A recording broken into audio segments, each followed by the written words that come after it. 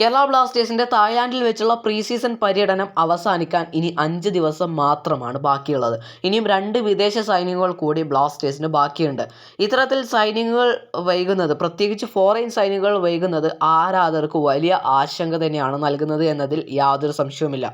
എന്നാൽ ഏറ്റവും ഒടുവിൽ പുറത്തുവന്ന റിപ്പോർട്ട് പ്രകാരം കേരള ബ്ലാസ്റ്റേഴ്സ് ഒരു സെർബിയൻ സെൻട്രൽ ബാക്ക് താരത്തിന്റെ സൈനിങ് പൂർത്തിയാക്കിയിട്ടുണ്ട്. നിലവിൽ താരവും ബ്ലാസ്റ്റേഴ്സുമായുള്ള അഗ്രിമെന്റ് പൂർത്തിയായിട്ടുണ്ട്. ഇനി പേപ്പർ വർക്കുകൾ മാത്രമാണ് ബാക്കിയുള്ളത് എന്നാണ് ആ ഒരു റിപ്പോർട്ടിൽ സൂചിപ്പിച്ചിട്ടുള്ളത്.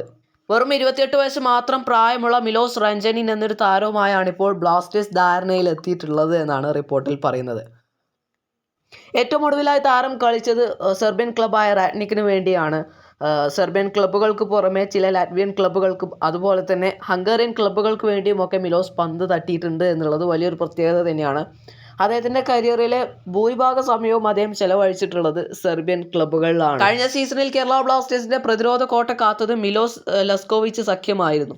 എന്നാൽ ഈ സീസണിൽ മിലോസ് റൻസിച്ച് മാത്രമാണ് നിലവിൽ കേരള ബ്ലാസ്റ്റേഴ്സിൽ തുടരുന്നത്. മാർക്കോ ലെസ്കോവിച്ച് കേരള ബ്ലാസ്റ്റേഴ്സ് വിട്ട് മറ്റൊരു യൂറോപ്യൻ ക്ലബ്ബിൽ ജോയിൻ ചെയ്തിട്ടുണ്ട്. ഈ ഒരു സൈനിങ് നടക്കുകയാണ് എങ്കിൽ അടുത്ത സീസണിൽ കേരള ബ്ലാസ്റ്റേഴ്സിന്റെ പ്രതിരോധ കോട്ട കാക്കുന്നത് മിലോസ് സഖ്യങ്ങളായിരിക്കും.